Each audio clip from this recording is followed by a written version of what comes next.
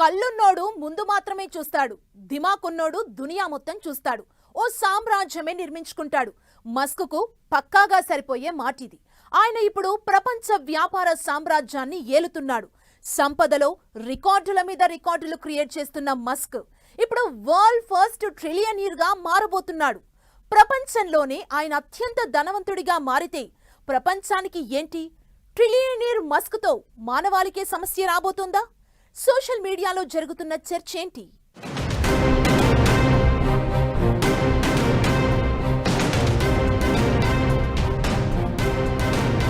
World first trillionaire గా మారనున్న Musk SpaceX ఐపీఓతో రికార్డులకెక్కే ఛాన్స్. మస్క్ సంపద ఎంతకు పెరిగే అవకాశం ఉంది? మస్క్ ట్రిలియనీర్ అయితే ప్రపంచానికి ఏంటి? ట్రిలియనీర్ ప్రపంచానికి ప్రాబ్లం అవుతాడా?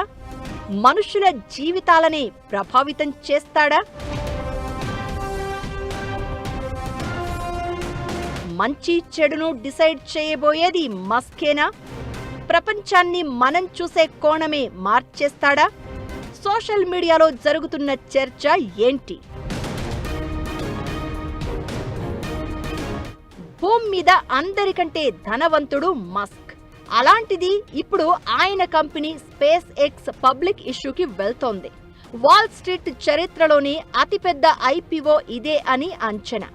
ఈ ఐపీఓతో మస్క్ ప్రపంచంలోనే తొలి ట్రిలియనీర్, అంటే $1,00,000 కోట్ల, అంటే 96 లక్షల కోట్లకు అధిపతిగా మారుతారు అని అంచనా. స్పేస్ ఎక్స్ సంస్థలో మస్క్కు 42% వాటా ఉంది. అది ఐపీఓకు వెళ్తే ప్రపంచంలోనే మొదటి ట్రిలియనీర్ గా మారడం ఖాయం. ఆయన సంపదతో పాటు శక్తి అంతరిక్షాన్ని చేరుకుంటుంది. మార్స్ మీదకు మనుషులను తీసుకెళ్తా కాలనీలు నిర్మిస్తాను అని చెప్పే మస్క్ మనల్ని అంగారకుడి మీదకు తీసుకెళ్తాడో లేదో కానీ ట్రిలియనీర్ అయితే మాత్రం ప్రభుత్వాలు కూడా చేయలేని పనులు చేసేయగలరు. ఇంకా చెప్పాలంటే మనిషి భవిష్యత్తు ఎలా ఉండాలి అనేది కూడా డిసైడ్ చేసే స్థాయికి వెళ్తారు అంటూ సోషల్ మీడియాలో జోరుగా చర్చ జరుగుతోంది. మంచేంటి, చెడేంటి, దేన్ని ఎలా చూడాలి అనేది కూడా ఆయనే నిర్ణయించినా ఆశ్చర్యపోవాల్సిన అవసరం లేదనే వాదన వినిపిస్తోంది.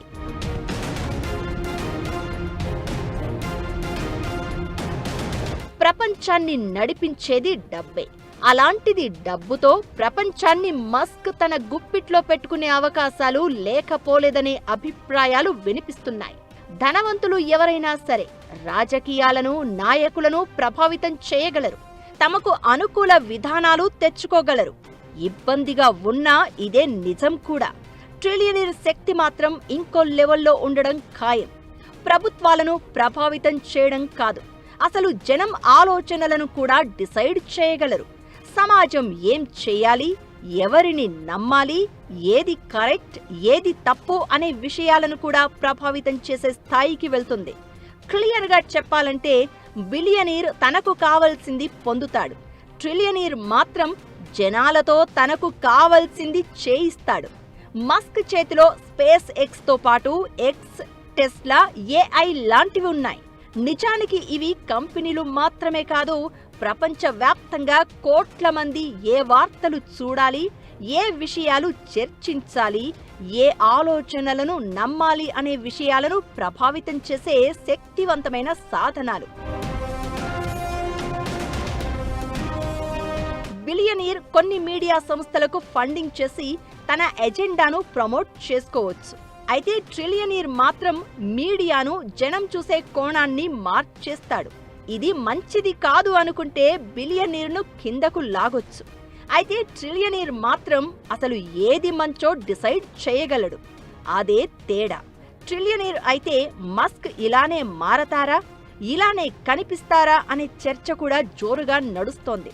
మరి ట్రిలియనీర్ అయితే మంచిది కాదా, బిలియనీర్ గానే ఉండిపోవాలా అంటే అసలు మంచి అంటే ఏంటనే దాని మీద అది ఆధారపడుతుందనేది ఇంకొందరి అభిప్రాయం.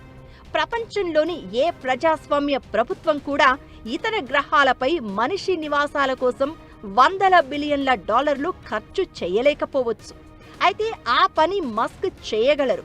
భూమికి బయట బతకాలి అనుకుంటే స్పేస్ ఎక్స్ సంస్థ అవకాశం ఇచ్చే ఛాన్స్ ఉంటుంది. ఇది ఏఐ జమానా. హవా మొత్తం ఆర్టిఫిషియల్ ఇంటెలిజెన్స్దే. ఏఐ అనేది భస్మాసుర హస్తంగా మారబోతోందనే వాదనలు వినిపిస్తున్నాయి. ఏఐ వ్యవస్థల అభివృద్ధికి తాత్కాలిక విరామం ఇవ్వాలని ఆంథ్రోపిక్ లాంటి సంస్థలు పిలుపునిస్తున్నాయి.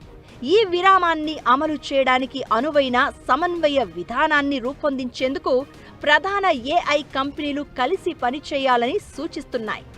ఏఐ సాంకేతికత అత్యంత వేగంగా అభివృద్ధి చెందుతున్న వేళ భవిష్యత్తులో దానిపై మానవులు నియంత్రణ కోల్పోయే ప్రమాదం ఉందని ఆంథ్రోపిక్ హెచ్చరించింది. మస్క్ దగ్గర ఏఐ కంపెనీలు ఉన్నాయి. ట్రిలియనీర్గా మారితే మస్క్ ఇప్పుడు దాంతో ఎలాంటి సంచలనాలు క్రియేట్ చేస్తారనేది మరికొందరి చర్చ. ఫస్ట్ ట్రిలియనీర్ అనే మాట చుట్టూ జరుగుతున్న చర్చ ఎలా ఉన్నా అసలు మస్క్ ఈ స్థాయికి ఎలా చేరుకున్నాడు?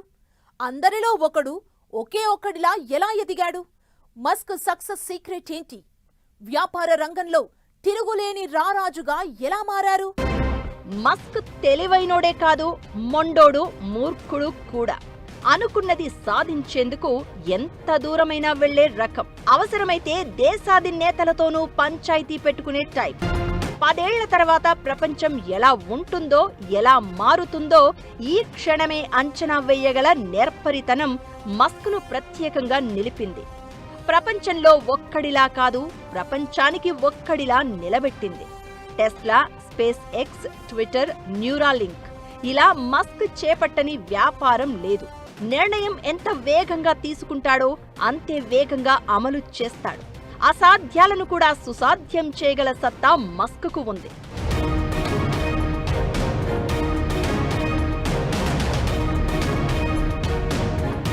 నాసా సహా ఇతర స్పేస్ కంపెనీలు చేయలేని పనిని చేయగలిగారు. గతంలో అంతరిక్ష సంస్థలు ఎప్పుడూ రాకెట్లను తిరిగి ఉపయోగించాలనే ఆలోచన చేయలేదు. శాస్త్ర సాంకేతిక రంగాలపై ఖర్చు పెట్టేందుకు మస్క్ ఎప్పుడూ సిద్ధంగా ఉంటాడు.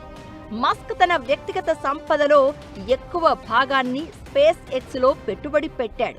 ఇప్పుడు అదే ఐపీఓకు వెళ్లబోతోంది. స్పేస్ ఎక్స్ ఐపీఓ ముసాయిదా ప్రకారం మస్క్కు ఆ సంస్థలో 510 కోట్ల షేర్లు ఉన్నాయి.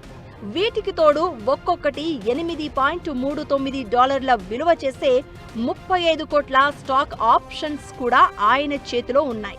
ఐపీఓ సందర్భంగా స్పేస్ ఎక్స్ $2 లక్షల కోట్ల మార్కెట్ విలువ పొందితే మస్క్ నికర సంపద 1,10,000 కోట్లకు చేరుతుంది.